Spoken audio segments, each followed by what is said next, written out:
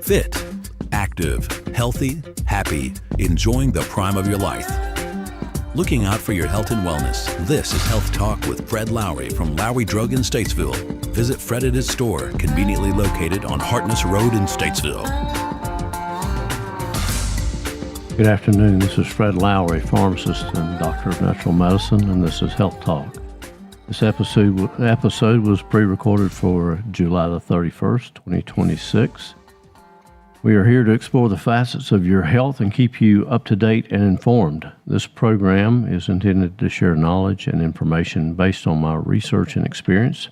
It's not intended to offer an individual advice, nor does it replace a one-on-one relationship with a qualified healthcare provider. Your daily choices are yours and have more to do with your health than anyone in the healthcare field. My hopes are that this show will empower you with knowledge to take a more proactive approach to your health. I have a number of sources, and I'll try to mention those as I move along through this program.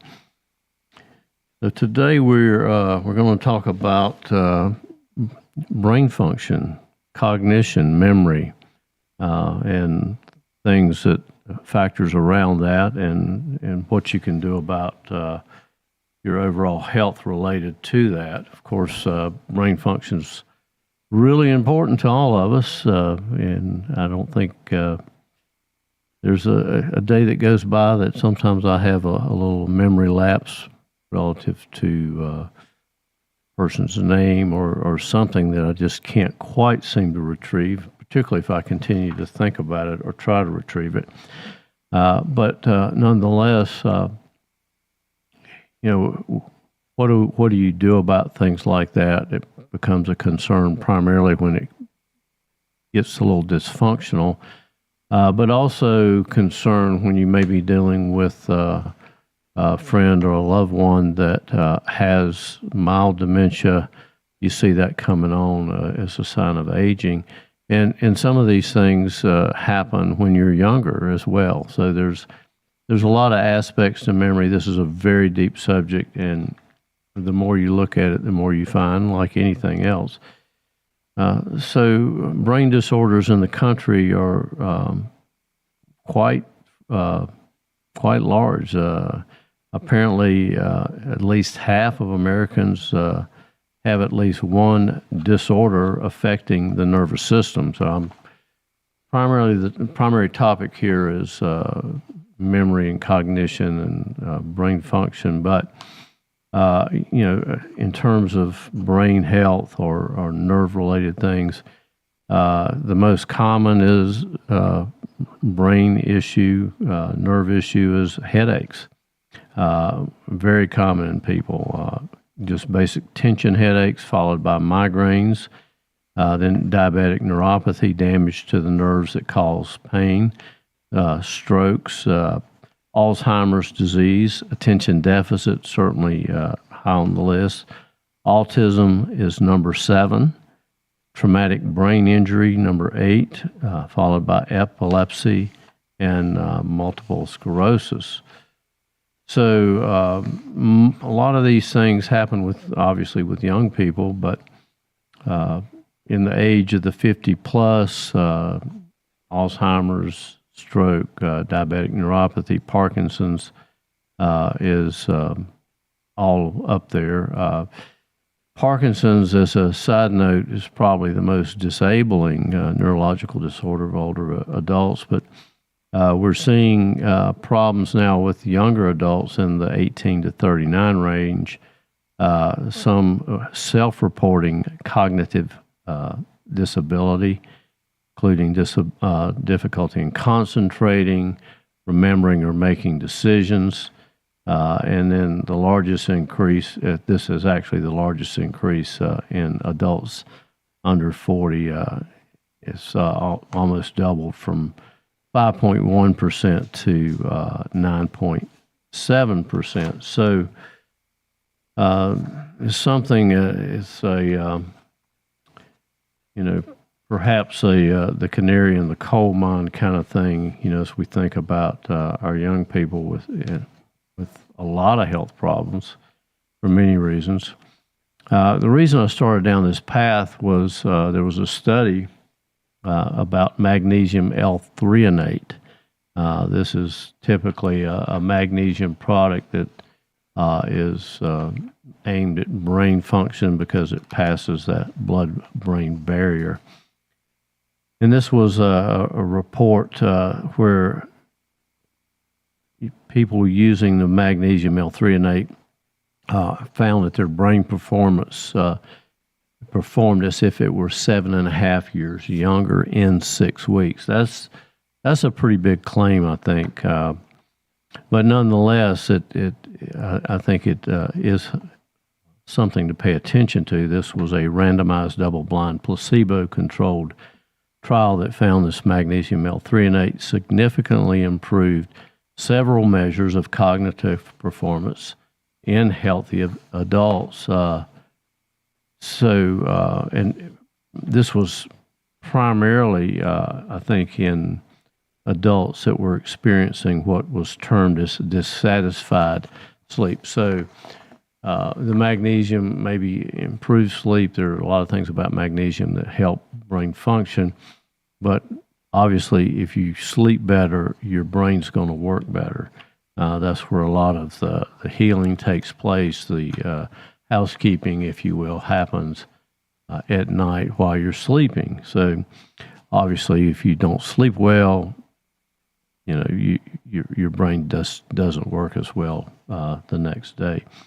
This was 100 adults ages 18 to 45. I find it interesting that they chose that group, but they took some took the magnesium, some did not. They measured cognition, working memory, reaction time, and overall there was a lot of improvement in brain health. There was 7.5% improvement in overall cognition, 5.6% in working memory, and 6.3% improvement in reaction time and hand-eye coordination. So overall, this is pretty impressive. Possible mechanisms is that magnesium is essential for normal nerve function. It supports energy production, synaptic plasticity, and that's the connections in the brain. The plasticity aspect is the adaptability, if you will. Also showed issues or help with the learning, memory, cognition. So I think it was worth looking at, and like I said, it started me down this path of looking at, okay, what are other products that may be helpful. And with all things, it's the application of the products that's important. So and we'll cover some of that in terms of sometimes that one supplement may be better than the other. So the primary products that I was looking at was the magnesium L-threonate, lithium orotate, pregnenolone, methylene blue, and fish oil, the EPA DHA. And so the question is, what do they all do, and how's the best way to use them? Stay tuned for more Health Talk.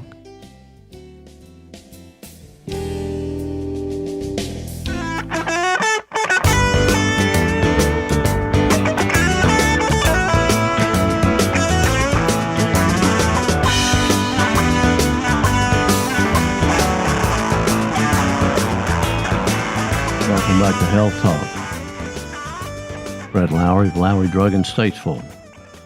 Talking about brain function and products, cognition, and so when we look at supplements that support brain function, we do have a lot of those out there. But I would point out that there's a lot of the foundation things that we've talked about that are really important, and basically is really the concept that anything impacts everything and vice versa. So, if you're not hydrated well, your brain's not going to work properly.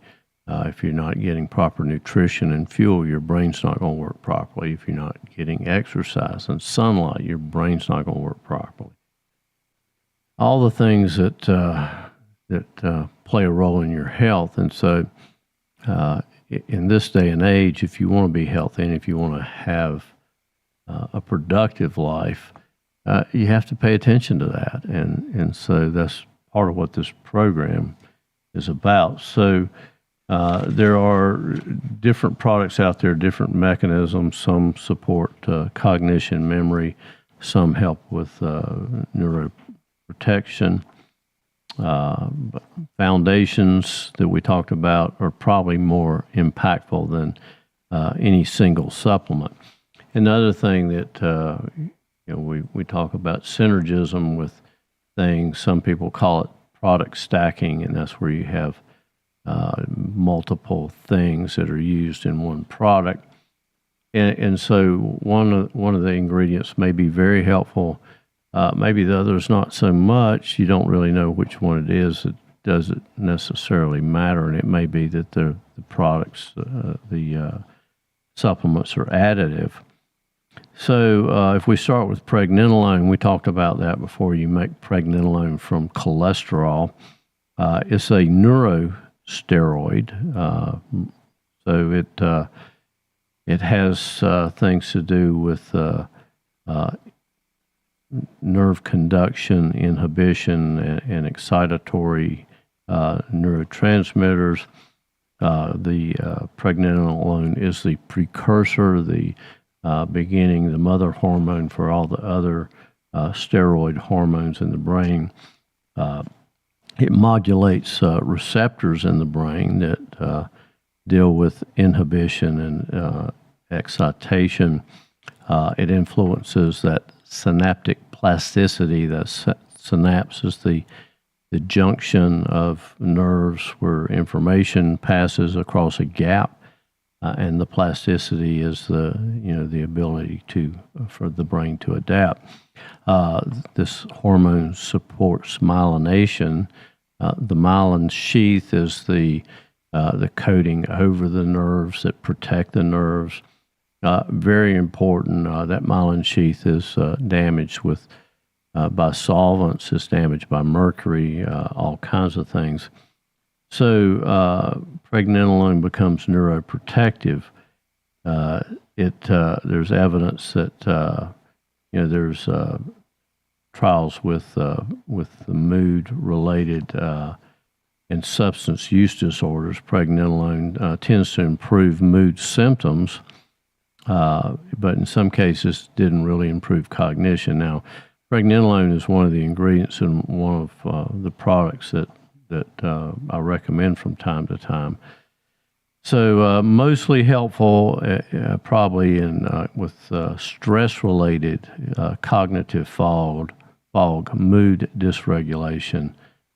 So it's a pretty strong product for mood and stress related to cognition. So that category a lot of us fit into. Then I mentioned the magnesium threonate. The L-threonate is a very bioavailable magnesium designed to raise brain magnesium levels. So particularly if you're having trouble sleeping. So the magnesium regulates receptors that are excitatory or inhibitory. So it modulates, if you will. And anytime you have too much excitatory type transmission in the brain, that can happen from many things. Stimulants, it can also happen with drug use, but that causes damage to those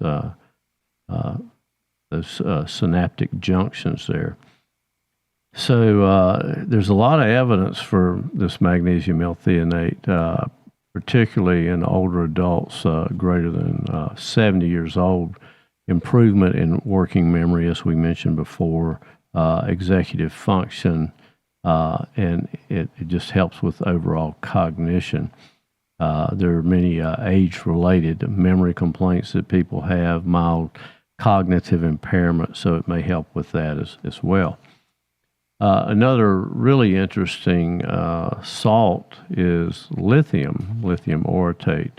Now, lithium you may recognize is a salt that's used in bipolar disorder for hyperactivity, but it's really good for the brain in low doses. We're talking about 1 to 5 milligrams. The prescription strength of that would be in the 300 milligram multiple times a day, but taking just 5 milligrams, if you will, once a day does help with inflammation. It helps with mitochondrial stability, the production of energy, the synaptic density. There was a 2025 study in Nature that linked brain lithium deficiency to Alzheimer's-like changes and showed that low-dose lithium orotate reversed the pathology and improved memory. Now, some of that was in an animal study, but basically in humans there have been reports of cognitive stabilization with low doses of lithium. So in many cases, stabilization is a good thing, so the continued loss. But it may be most helpful in long-term neuroprotection, mild cognitive impairment, or people with a family history. So in this illustrates something that I think is very important, and we're going to talk about hormone replacement relative to cognition and brain function. But there are windows where it's really important to get supplementation or products in. If you wait too late, it's more difficult to reverse or even stabilize a situation. So once that ball starts rolling, more difficult to correct it. And that's particularly true with hormone replacement. So women in menopause getting hormone replacement earlier, that sometimes helps preserve brain function for later. So the other thing that's really important and probably one of the most popular supplements out there is the omega-3 fatty acids, the fish oil that contains DHA and EPA. And there are products out there that contain fish oil that are really important and are actually used for focus and memory, particularly in children. And certainly I don't think children get enough of that type of fat, the fish oil. So the DHA is really important. That particular fat apparently comprises, not compromises. Little bumble with my words there. Comprises 20% of brain fat and supports membrane fluidity, the joints, the synaptic function, neuroplasticity, and modulates brain inflammation. That's a big help right there. So then we talk about methylene blue. Methylene blue kind of came on the scene a little more with during the COVID era. It is a blue dye. It was actually an antiviral that a lot of people didn't realize. It is helpful when you take methylene blue to get a little bit of sunlight. It helps activate it. Not entirely necessary, but it was it's probably the oldest drug ever made. And one of the things that it is helpful for is brain function and cognition related to increasing cellular energy. Products like this are classified as nootropics, and This is in that category. There are a lot of herbs that are nootropics as well, but nootropics just means basically that it improves brain function. So methylene blue helps brain function primarily as acting as an alternative electron carrier in mitochondria. You don't really need to understand that, but basically it restores the efficient flow of energy, electrons, if you will, and so it boosts ATP production or energy, and also it's like an antioxidant as well. So it's a really great product. We're going to talk a little bit more about that. Stay tuned for more health talk.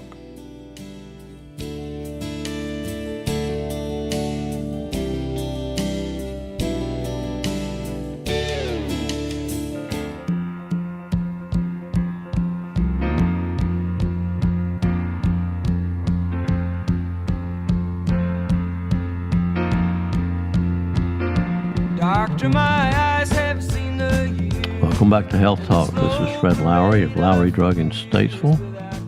We were established in 1959. We're a traditional family pharmacy with a state-of-the-art compounding laboratory. We offer a full line of medical equipment and supplies, including CPAP, scooters, lift chairs, and oxygen. Also have a full line of supplements, nutritionals, herbs, essential oils, homeopathics, and more. Come see us.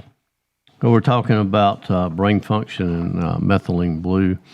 Methylene blue, for you that may remember the electron transport chain, helps with energy production, basically releases energy, if you will,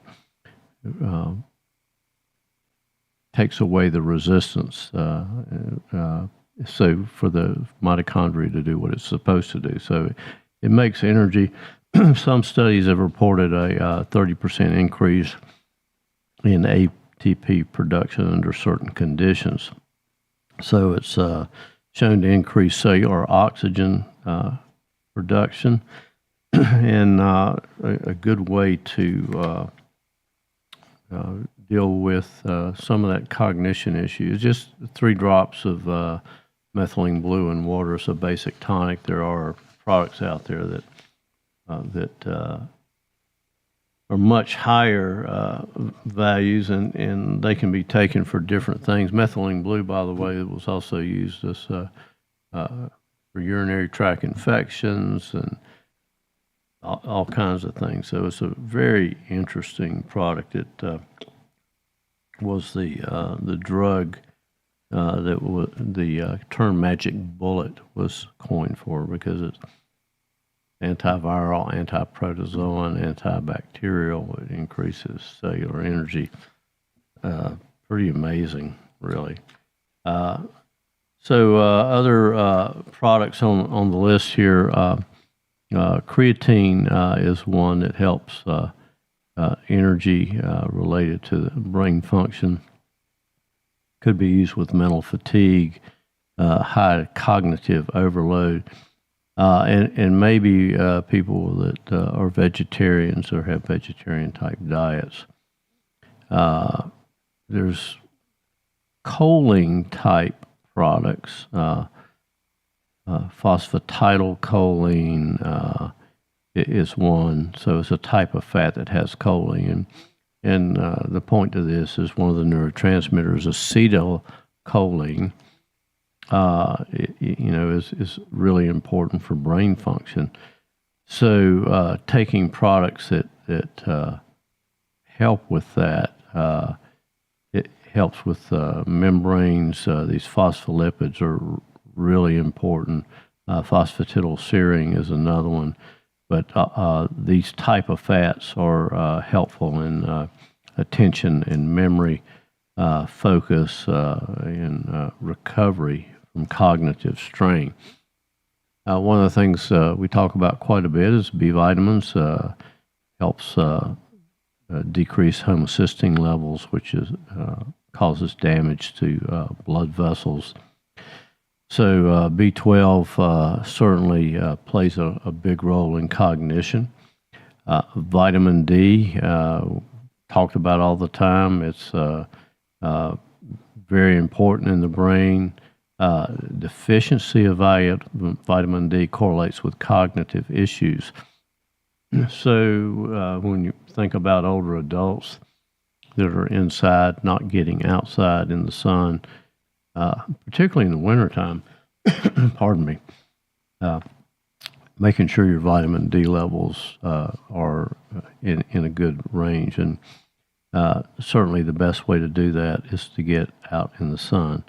Polyphenols can be helpful as antioxidants, anti-inflammatory.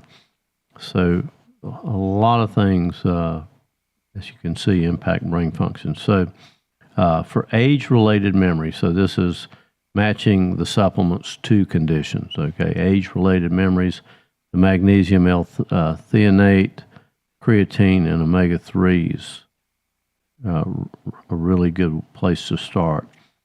Brain fog with stress or mood issues, pregnenolone and omega-3s are very helpful. And then long-term neuroprotective help, obviously the omega-3s, perhaps the magnesium. And this is where low-dose lithium comes into play. Foundation levels, of course, include hydration. If you're not hydrated, things are not going to work right. The diet that we mentioned, Mediterranean type diet, limiting ultra-processed foods, getting adequate protein. You need that for neurotransmitters. Sleep is critical to clear metabolic waste in the body. Exercise can be helpful, aerobic and resistance training, and then the concept of stacking supplements, so fish oil, vitamin D, the lithium orotate, those type of things. So that kind of gives you an overview of the main supplements. Now, one of the interesting things that has come out is the impact of probiotics on brain function. And so probiotics influence the brain function through what they call the gut-brain axis. It's a bidirectional communication network linking gut bacteria to the central nervous system via the vagus nerve. Pretty incredible concept, really. This regulates immune, endocrine, metabolic pathways.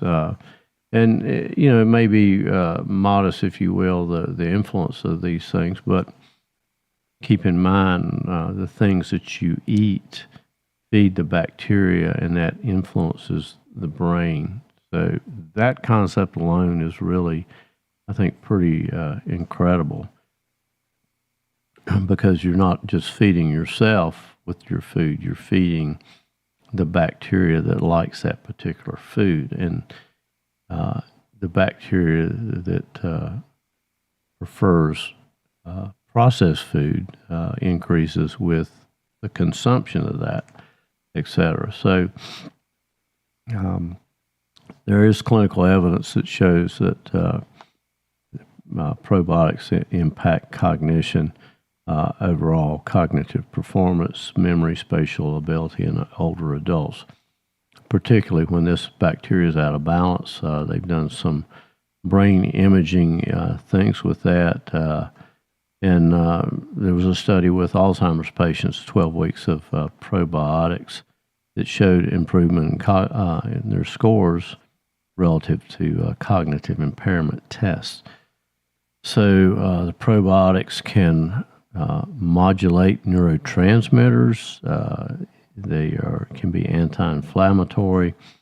They produce something that has gotten a lot of attention lately, short-chain fatty acids, butyrate, that support blood-brain barrier integrity. So there's a lot of things with that. Usually we recommend multi-strain probiotics. Typically, we have one that has 14 different strains of the good bacteria that called anaerobiotic SBO. One of the probiotics that has gotten a lot more attention lately is something called Akkermansia, and this has kind of been touted as a probiotic for weight loss with the GLP-1 support. It apparently improves learning, memory, decreases brain inflammation. So it does show cognitive benefits in many of the studies associated with it. Up and coming probiotic that has gotten a lot of attention. Stay tuned for more health talk. This is Fred Lowry. Doctor, my eyes have seen the years and the slow parade of fears without crying. Now I want to understand. I have done all that I could to see the evil and the good without hiding. You must help me if you can.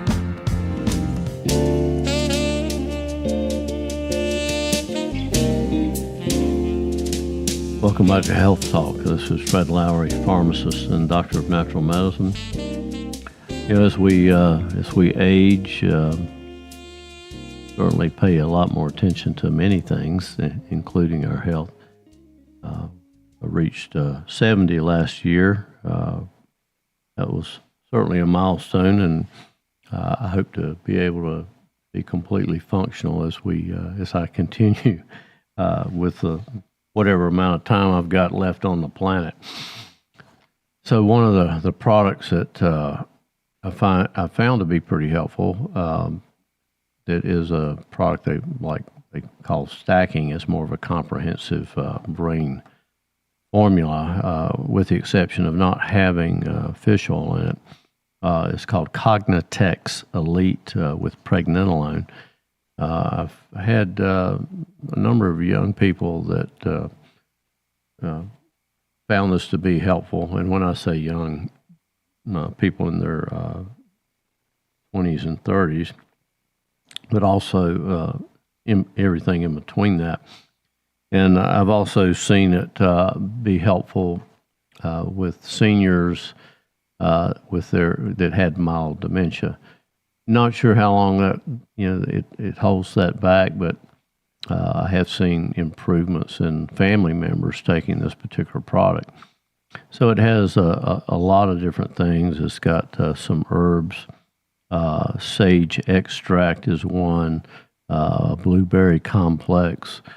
Ashwagandha, which helps with modulate cortisol and stress. Phosphatidylserine is another phospholipid, really good for brain function. Pregnenolone, which we talked about.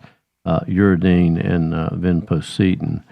And so each individual ingredient, like the sage, all has different aspects of how it helps the body.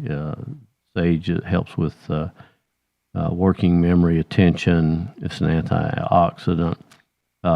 Good botanical product. Another herb, ashwagandha, helps with stress, fatigue aspects. The phosphatidylserine, really great supplement. I will say that it works better if you take it with fish oil, with the DHA. That's been documented in trials, by the way. But phosphatidylserine helps brain health. But I would say always take that with omega-3s. Vinpocetine comes from periwinkle, another herb that has to do with attention and blood flow. Uridine helps with the synaptic connection. So it's but there's not a lot of studies on human cognition performance. And then pregnenolone, we've talked about that. Blueberry has polyphenols, antioxidant. Interesting side link to blueberries is that people that are collecting stem cells sometimes will have individuals take a cup of blueberries every day because it helps stimulate stem cell production at some level. Who would have known that? There's a lot of support there for that particular product. Does it work for everyone? Probably not. But when we think about brain health, and then we get into what role does cholesterol play in the brain in terms of cognition, and so cholesterol is essential for the brain. The brain actually makes its own cholesterol, and it helps build the myelin, which is the coating of the nerves. Helps maintain the connectivity in the brain, supports learning and memory. And we would say statins, drug for cholesterol, could have mixed effects on the brain. So some people would say on the positive side that it protects the brain by lowering stroke and small blood vessel injury, but there's also potential for a lot of negatives in my perspective. There are people that have reported memory problems, slow thinking, and brain fog. And there are certainly other drug interactions. The damage, or if you will, the impact is certainly worse with higher doses. And it's also worse with particular drugs because some of the statins are fat-loving, if you will. And so they're more likely to get into the brain and impact the brain's ability to make cholesterol. That includes simvastatin, atorvastatin, and lovastatin. The water-loving statins are pravastatin and rosuvastatin. So, that's something to keep in mind if you're taking those. But interestingly enough, the brain is the body's most cholesterol-rich organ. Its structural components of a lot of neural membrane and synapses. The cholesterol in the blood doesn't really cross the blood-brain barrier in a simple way. So that's why the brain makes its cholesterol for itself. So, and keep in mind, the brain needs vitamin D. Cholesterol is a precursor for that. So we also can go from cholesterol, in the cells. You make pregnenolone. We've already talked about that. But cholesterol is the precursor for pregnenolone. So that taking a statin would lower pregnenolone. I think it's probably a good idea if you're on a statin to take pregnenolone as a supplement if you want to continue to do that. Statins do lower cholesterol, obviously. So it is biologically plausible that statins can lower production of cholesterol and pregnenolone and all the downstream steroids that go along with that. Something to certainly consider. And then we get into what does interfering with the production of cholesterol do. There's a number of things.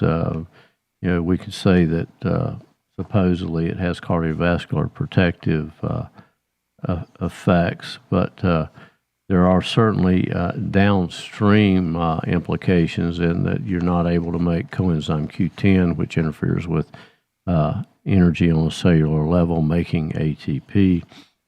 There's something in that pathway that has to do with if it's depleted, it interferes with how proteins are folded. So there's this misfolding of proteins has a lot to do with cognition and Alzheimer's and other cognitive disorders, and also causes neuropathy. There are certainly muscle-related things related to statins. Some people have problems with muscles and weakness, energy, things related to cognition, lower production of pregnenolone. There's an increased risk of new onset diabetes. So, the statin thing to me is negative, except for maybe with a certain number of people. And then if we go from the pregnenolone downstream to the other hormones that are made, including estradiol and testosterone, all those things, these hormones are really important. Estradiol is widely viewed as a neuromodulator supporting brain plasticity, learning, memory, cognition. So the hormone levels are really important. And for women, testosterone can be important for brain function in very low doses. So, of course, with men, low testosterone is associated with all kinds of issues, but brain function is certainly one of those.